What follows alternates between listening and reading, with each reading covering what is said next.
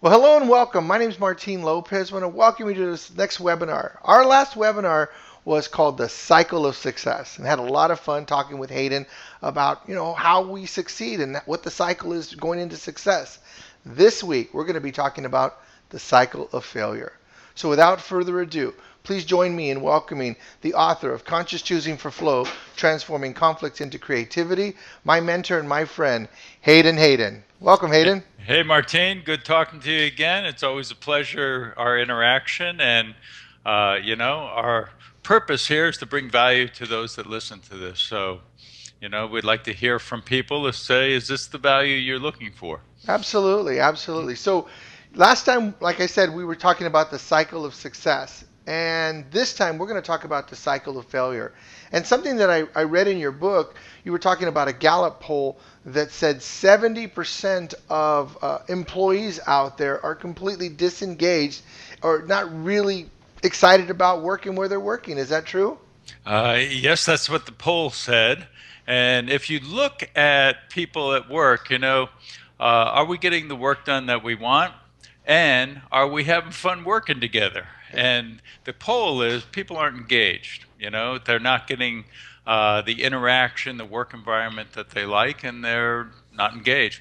There was another poll done about 20 years ago by a researcher called Daniel Yankelevich. Mhm. And he, uh, in his research with hundreds of thousands of people around the country, he had one question, and the question was, do you agree with this statement? I put in as little time and effort that I need to at work in order not to be fired. 40% said yes. And It's a that's a big, that goes big along with number. the Gallup poll. Sure. So I think a lot of it has to do with, we can see when people are enjoying their work, they're smiling, they're interacting, and we can also see when they're not. People are judging each other, they're defensive, they uh, perceive others' insights and talents as defective, not just different. And that has a lot to do with diversity. Yeah. And they have an inability to work through challenges. They hang on to grudges and they don't talk to each other. You can see it happening in the workplace. Yeah. And so, we want to bring attention to it and say exactly what's going on. And that's the failure, that's the cycle for failure. What I like about what you did, Hayden, that was a great explanation, is how you broke down the regressive cycle. How you show and you demonstrate in your book how you enter into it and then how it progresses just to an absolute standstill. Yeah, and when we bring that out, people go, "Yeah, I've experienced that. Uh, Yeah, I experienced that at home. I experienced that at work." So maybe we should explain the cycle just shortly here, and then we can get into it a little yeah, bit. let's walk through it. Let's walk through it. Okay. So Okay. the first one is starts with reptilian reactions, which is fight, flight, or freeze. We're fighting, we're being aggressive with each other, we're judging each other, and when we judge and complain about others, they get defensive. Hmm. It doesn't feel safe, doesn't feel respected, so they have to self-protect. And when it doesn't feel safe and respectful, then we don't risk. We don't say what's really going on with us. We keep our mouth shut. We hunker down.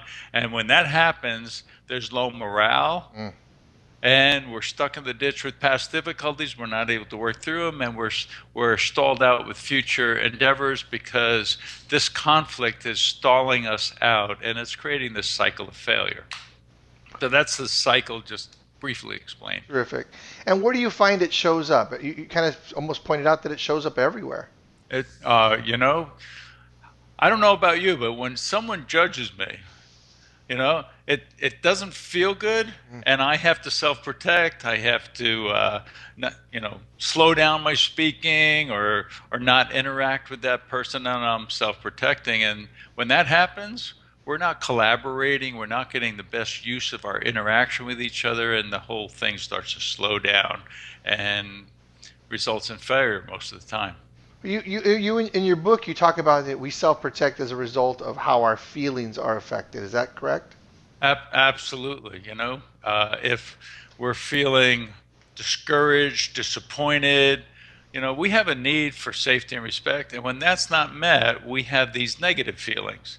When it is met, we have these positive feelings of encouragement, excitement, you know. So part of the thermometer, if you will, is our feelings. How are we feeling in the moment? Does this work for us, or if it doesn't? If it doesn't work for us, we're probably in the regressive cycle and we're probably feeling negative. So, yeah. And I'd like to add a couple points here. If we're going to go through the regressive cycle, it, uh, it starts off with a choice. And our choice is, are we going to get aggressive? Are we going to get into the fight, flight, or freeze mode with Hmm. this person? Or are we going to be curious like the progressive cycle? It starts out with our personal choice. Are we going to ask a question and explore, Hmm. starting the progressive cycle? Or are we going to get aggressive? We're going to fight, or we're going to leave the room in reptilian reactions, and that starts the regressive cycle or the cycle for failure. Well, that's a great question. So when we're in this mess, if you will, when we're in this conflict, when we're in these arguments, when we're in these fights, you said, are we going to do that? We have a choice to do that, but how do you answer that question? Are we going to do that? Um, I'll give you an example. I'll tell Okay. you a little story. The CEO of a Texas construction company, who I've worked with for a long time, asked me to work with one of his managers in the Dallas office. Hmm. And he told me this person has anger issues. I go, anger issues? What do you mean by anger issues? He said, well, when a client calls up and complains about something, the guy lays into him. Wow. And I've gotten reports from clients that they don't want to work with this manager, and he's managing the whole office there in Dallas. Wow. So he said, will you work with him? So we got on the phone. He agreed to go through some coaching. And I shared with him the curious ABC pause, where with the moment he starts to get angry, he wants to lash out, the pause, acknowledge how he's feeling. That's the A part of Okay. the ABC pause. And then breathe. Take a moment to breathe. Fill your mind up with oxygen, which will send a message to our reptilian brain. We're not going to get in a fight. When we get in a fight, it's, short breaths. But if you breathe deeply, it sends a message, calm down, and then get curious and ask a question. That's it, ABC. C is curious. Get curious and ask a question. So he agreed to do this. The next time we talked, he said, you'd be proud of me. I used the curious ABC pause 90% of the time.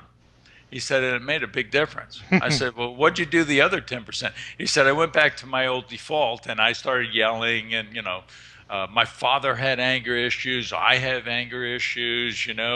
I said, well, how has this affected your life? He said, well, my two boys don't really want to talk to me because they're afraid of the reaction. It was the cause of my divorce, Oh. and now it could be the cause of me being fired here, and I want to make a difference. Hmm. So I said, okay, so we need to work on that other 10%. So we worked on it for several weeks, and then I got a call from the CEO of the company saying a client called this manager and he laid into him, Hmm. and the client called me and said, we won't work with your company if we have to work with this guy. Wow. And then when he talked to the office, he found out that after that call, someone came into his office and the guy threw a stapler at him. You know, it's physically risky being around Yeah. something Yeah. like that. And that's, not the entire time, but at least one incident that had That's a huge happened. incident. Yeah. Huge, huge. And he was fired right Of away. course. Of course. So he made a choice to do that reptilian reactions of fighting and getting aggressive with someone, and it affected his career at that point. Yeah. Yeah. So it's a choice. The thing that will help us with our choice is to be curious about what's going on with us as well as with other people, and that's a choice to be curious, which will help us out. But if we choose reptilian reactions and start judging and lashing out at people, it's going to affect us in many different ways. Absolutely. That was a great story to point out how things are so automatic with human beings. The reactions that we've been having for years and years.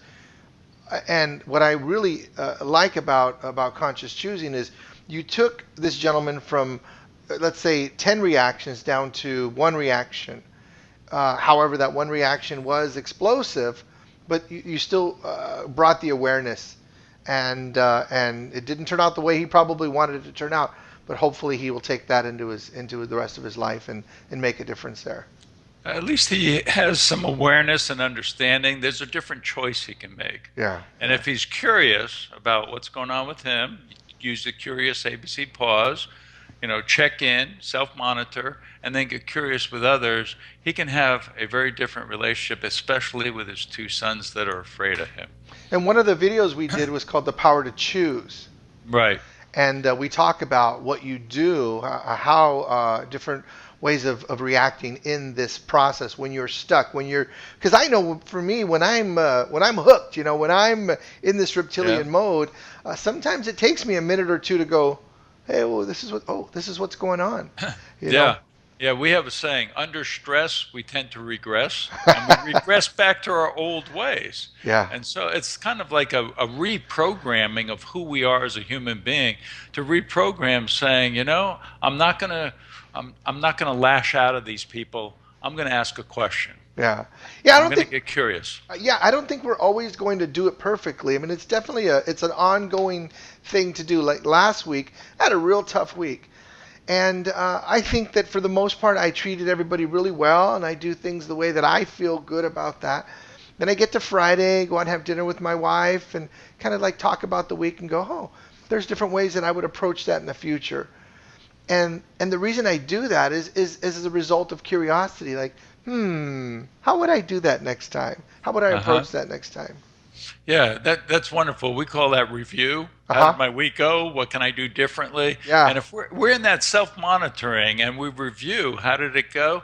We'll be in this constant improvement and development as a human being. And that's what we're about at Conscious Choosing for Flow, for all of us to develop, grow, and understand the best way to collaborate and work with those around us, our family, friends, and people at work. I love it. I love the review part of the STAR process. That's really great. Yeah. So Hayden, I want to thank you for spending this time with us and just sharing with us some really great points on the on the cycle of failure. Thank you. Thank you, Martine. Yep. And if people want to find out more, they can always go to our website. They can watch some of the videos we have. They can download some information, especially the feelings, when our needs are met and when they're not. They can download a lot of material if they would like to from our website. Actually, they can get a copy of the book, Conscious Choosing for Flow, Transforming Conflict into Creativity. Get a signed copy if they like to. Like you said, watch the videos. And get a hold of you because you bring Conscious Choosing for Flow to companies, don't you? Absolutely, and it makes a big difference. There, we can track the difference between before and after, and really identify a return on investment on bringing in new concepts and how to deal with conflict and to transform it into creativity. Terrific. Well, thank you very much, and look forward to our next conversation. Thanks, Martine. Take care. You bet. Take care. Bye-bye. Bye-bye.